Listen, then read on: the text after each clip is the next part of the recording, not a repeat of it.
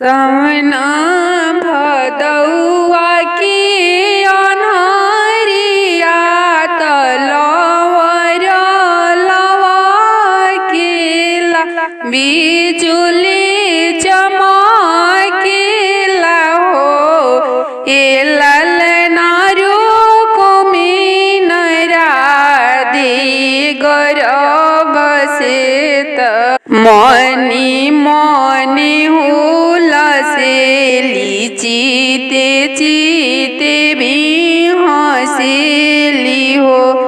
ए ललना रुक्मिणी राधे गर्भ से मनी मनी हुलसेली चीते चीते भी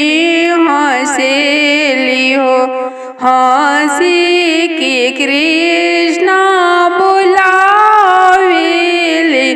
जांगे बैठावेले हो ए राधे कौन कमन फलवनी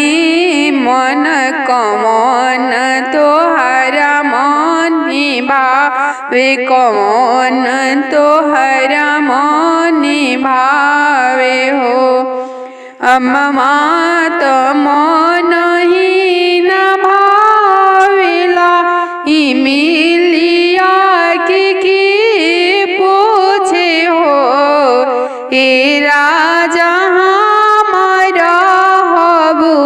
सवा की साध हबू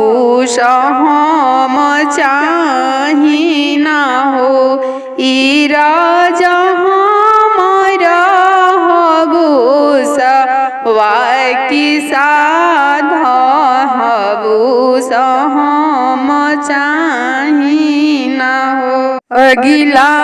ही घोड़ावा कौन भैया पछिला कौन भैया हो ए ललना रे बछेड़ावा कौन देव हबू के चोरवन चलले हबू के चोरवन चलले हो एक फाड़ तुरली पकीट भर अवरु पकीट भर हो ई ललनाया रखवारवा हबू डढ़िया बांधिला सुबरन छड़िया मारे ले हो ए ललनाया रखवारवा हबू डढ़िया बांधिला सुबरन छड़िया मारे ले हो के कर हव तू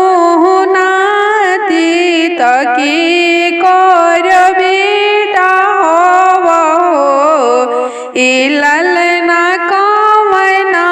हो रानी के रतन हबू के चोरवेला हबू के चोरवेला हो बाबा की होई हम नाती त बाबूजी के बेटा होई हो ए ललना रानी हो कौन देई के रतन हबू के चोरईना हबू के चोरईना हो कहाँ गईलू धनिया छुलो छन अवरु जरिया रोपन हो ए धनिया उठ के करना द तुमनिया हबू कर भोजन हो ई धनिया उठ के करना द तुआ भोजन अनकर बियावायन कर हमारा नहीं दिल भावे हमारा नहीं मन भावे हो ए राजा मोरी ना कमरिया के वीर तो धगड़ी न चाही ना हो ई राजा मोरी ना कमरिया के पीर तो धगड़ी न चाही ना कौन बैरनिया भई से जिया डांसली फुलवा छितरावेली हो ए ललना कौन बैरनिया भैया भेजेली हमारा के बड़ दुख हो चेरिया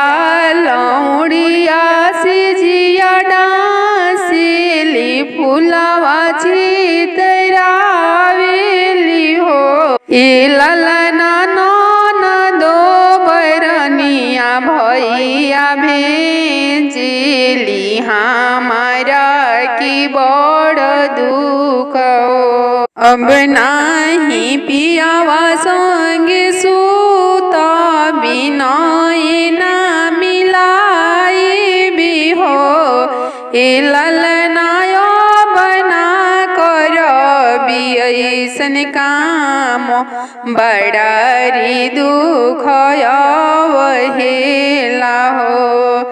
घरी राती गईले पिछिल राती अव रूप छिली राती हो ए ललना जामी गईले बबुआ नंद लाल हलिया उठे सोहर हो अब हम पियावा संग सूत बिना ना मिलाई भी हो ए ललना रोज रोज करबी ऐसन काम